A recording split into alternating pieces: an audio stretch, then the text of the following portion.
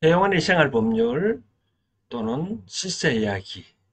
이번 주는 상속세, 과세 공제 금액, 가압 상속 공제에 대해서 얘기를 해보고자 하는데요. 이렇게 시사 법률 문제를 하게 된 배경은 지난주에 공장 지었더니 상속세 날벼락, 문구 유통업체 공장 지으니 제조업으로 업종 변경이 이루어져 업종 10년 유지하면 200원까지 공제되던 상속세 혜택 못 받아. 이는 기사가 있어서 설명해 드리고자 합니다. 자, 그러면 자세하게 칠판에 서면서 설명을 해 드리고자 합니다. 먼저 부모님으로부터 상속 받을 때 공제 금액 일반적인 경우를 설명해 드린다. 무조건 이제 5억원까지는 공제를 받을 수 있습니다. 이거를 잘 기억하시면 되고요. 5억원까지는 기본적으로 받을 수 있다. 물론 자녀 수가 많으면 요즘 자녀가 뭐 한둘이니까 그건 별로 의미는 없는 것 같아요. 통상 자녀 한 명당 5천만 원까지 공제를 해주는데 그거는 숫자는 무의미하고요. 기본적으로 5억원까지 받을 수 있다. 그리고 만약에 또 상속 받는 사람 중에 배우자가 있다. 그러면 어떡하냐. 배우자이면 추가적으로 공제를 해주는데 만약에 배우자도 추가적으로 또 5억원까지를 또 공제를 해줍니다. 그럼 합하면 10억원까지는 기본적으로 만약에 배우자가 있을 경우에는 공제를 받을 수 있기 때문에 10억원까지 통상 세금이 없다라고 보시면 되고요. 그런데 만약에 재산이 덜 많다. 그런 경우에는 배우자인 경우만 좀 더 보면 배우자까지는 이제 본인이 어떤 명의로 어떤 우리가 만약에 부동산이다, 주식이다, 예금이다 라고 등등 했을 경우에 배우자의 명의로 만약에 바꿀 경우는 최대 얼마까지? 30억원까지는 공제가 가능해집니다. 이 금액을 명심하시면 뭐 일반적인 경우에는 크게 문제는 없다라고 말씀드리고 싶네요. 다시 정리해 드린다면 기본적으로 5억원까지는 받을 수 있고 뭐 자녀가 있든 뭐 자녀가 한 명이든 내가 단독 상속 받았다 하더라도 그 자녀는 한 5억원까지는 무조건 받을 수 있고 만약 배우자가 또 배우자가 상속 받았다 그동안 지금 5억원까지 받고 추가로 이제 자녀 이외에 만약 배우자가 더 있다 했을 경우는 아까 말한 대로 5억원까지 공제 받을 수 있는데 만약에 뭐 부동산이다 등등 뭐 예금이다 주식이다 했는데 배우자 명의로 이름을 바꿔줬다.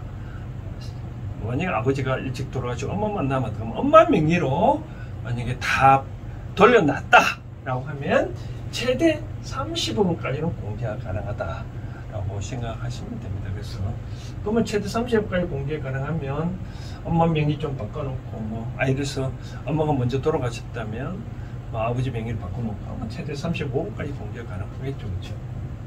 이런 사항이라면 명심하시면 되고 이제 이번에 이제 신문에 났던 거는 가압상속 공제라는 게 있거든요.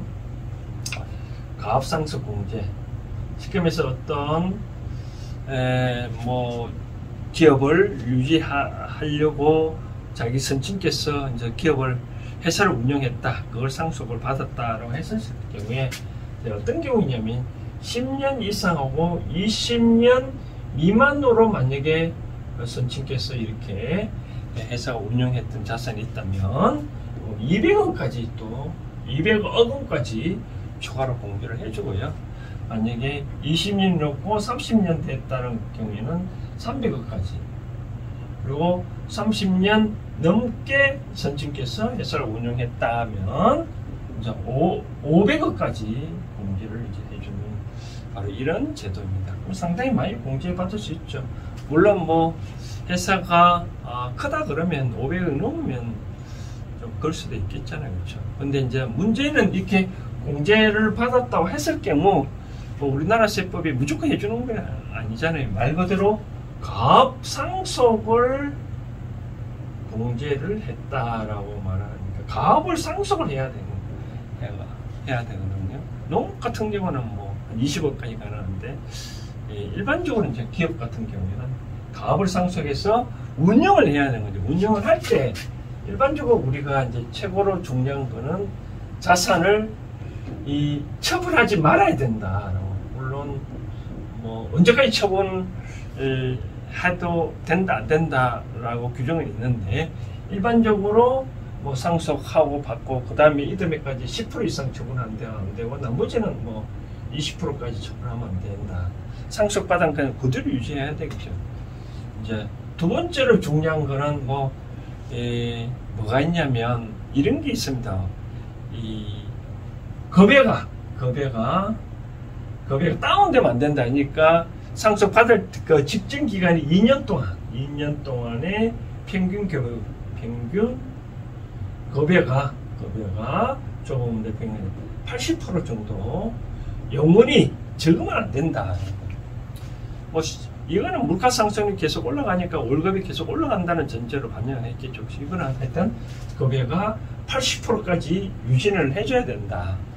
그 다음 최고는 이제 어려운 게, 그 다음 중요한 게 이제 직원 숫자인데요. 직원 숫자. 최고로 어려운 게 직원 숫자인 것 같아요. 그러니까 상속 받을 당시에 2년간, 과거 2년간 평균 직원 수, 이제 정규직, 비정규직이 아니라 정규직 직원 수가 향후 7년간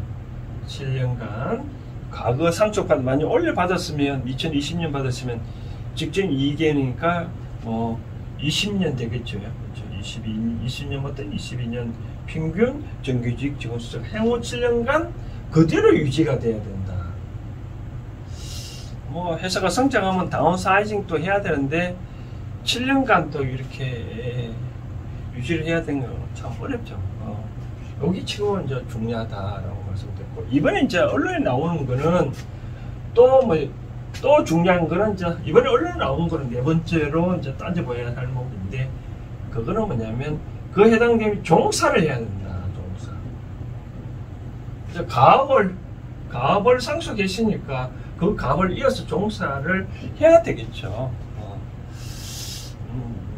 근데 갑자기 유학 갔다가 뭐 공부하는 도중에 아버지가 만약에 누가 선천기 돌아가셨다. 그러면 상속세 면제 받으려면 공부하고 이제 때려치우고 유학가 일을 해야 되겠죠. 근데 이번에 언론에 나왔던 거는 그 종사를 해야 하는데 의미가 뭐냐. 바로 이런 내용이 있습니다. 뭐 선진께서 유행했던 뭐 문구점을 도소매업을 했나 봅니다. 도소매업을 했는데, 이걸 이제 이어받았는데 계속 도소매업을 했으면 상관없는데, 가만 보니까 애가 자녀 입장에서는 이 도소매에만 해당하는 별로 이익이 안 남아 같아가지고, 이 도소매 만약에 문구를 하는데 문구를 직접 제조를 해서 이제 이 납품을 해는 그런 얘기를 했나 봅니다. 그러다 보니까 이 통상적으로 사업자 등록 증상을 보면 업종이 있거든요. 업종을 뭐를 할건가, 도소매가 있고 두 번째 이제 제조업이 이렇게 있겠죠. 그러니까 상속 받을 때는 도소매였는데 나중에 이제 사업이 확장되다 보니까 제조업을 바꿨겠죠. 그렇죠. 이거는 제한이 없습니다. 뭐 급여도 평생 가야 되고, 또 직원 숫자는 7년간 있는데 나머지는 뭐 크게 제한이 없는 것 같아요. 영원히 그렇게 해야 되는 그런 부분이 있는 것 같은데, 아무튼 물론 이제 조세 제측 기간이 이 상속이든 뭐 정려든 뭐 15년 최장 15년이 있겠지, 그런 규정을 있지만 뭐 15년 지나면 상관없겠죠. 뭐 조세 제측 기간이 그런 경우가 있을 수 있으니, 어쨌든 간에 해당 업에 종사를 해야 되는데 이 도소매 종사를 안 하고 제조업으로 바뀌었으니까 해당 업종에 종사 안 했다 봐서 추징을 했다. 바로 그런 이야기입니다. 그래서 이런 경우에는 저 같은 경우에는 만약에 제조업을 하고 싶으면 도소매를 그대로 놔두고 요거를 추가하는 형식으로 해야 되는데, 그런데 또 이런 경우가 있겠죠. 이제 업종이 더 많은 경우, 그래서 도소매가 만약에 상속받을 때 전 5억이었는데 나중에 제조업이 만약에 추가를 하다 보니까 사업이 제조업이 더 많아졌다. 만약에 포지션이 지금 이때 도소매의 100%지만 나중에 제조업을 추가하다 보니까 오히려 제조업이 완전 60%고 도소매가 40%다. 그럼 주력 업종은 제조업이잖아요. 그렇죠? 이렇게 하면 또 안 되거든요. 바로 이런 경우에 이제 상속재산을 그때 상속세를 과세받은 민제받은 경우를 추정하겠다. 바로 이런.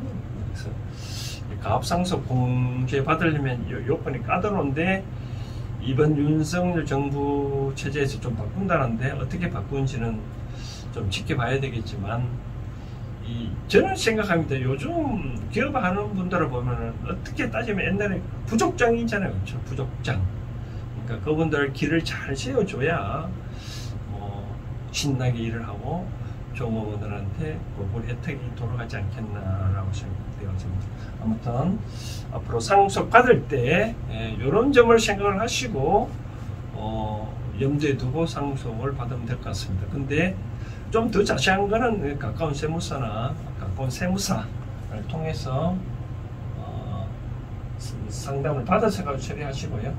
기본적으로는 기억을 하시려면 이 정도로 기억하고 있으면 편하지 않겠나 생각되어집니다. 간단하게 정리를 하자면 기본적으로 5억원까지는 비과세고 배우자가 있으면 10억까지 공개가 가능하고, 만약에 배우자 명의로 어떤 이 부동산이나 주식을 명의를 바꾸면 배우자 공제는 30억까지는 만약 공개를 해준다라고 말씀드리고 싶고, 가업상속 공제는 업종을 바꾸면 안 된다. 그리고 종업원 숫자는 7년간 그대로 유지해야 되고 급여는 80%까지는 계속 유지를 해줘야 된다. 라고 그 정도 개념을 갖고 어떤 일을 추진하면 될 것 같습니다. 자, 잘 보셨나요? 회원의 시사 내지 법률 문제 일주일에 한 번씩 계속적으로 하고 있는데 많이 이 방송도 애청을 해 주시길 바랍니다. 오늘 여기까지 하겠습니다. 감사합니다.